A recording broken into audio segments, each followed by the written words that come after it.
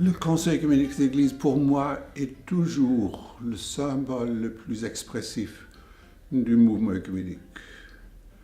Avec son histoire de 65 ans déjà, et il représente l'histoire des grands pionniers du mouvement œcuménique, même avant la fondation du Conseil. Et je crois toujours que le mouvement œcuménique est le fait le plus important dans l'histoire ecclésiastique du siècle dernier. Et j'espère que ce siècle, ce XXe siècle, sera le siècle œcuménique.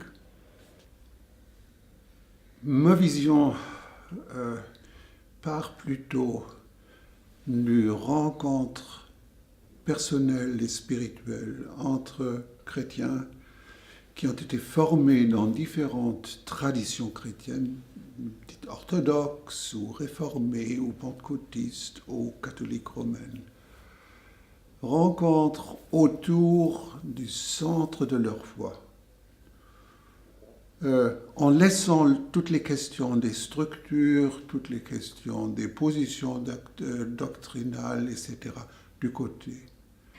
Mais se rencontrant autour de la personne de notre Seigneur Jésus-Christ et autour de son message, qui est essentiellement la proclamation du royaume de Dieu.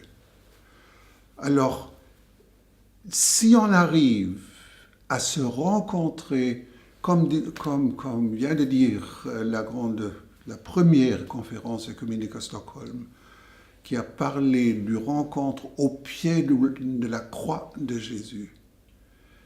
Là, on se rencontre vraiment. Et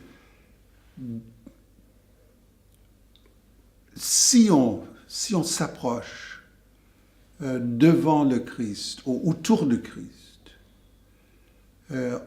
on reçoit le pouvoir de transcendre, de surmonter toutes les barrières qui se sont érigées au cours de l'histoire du christianisme.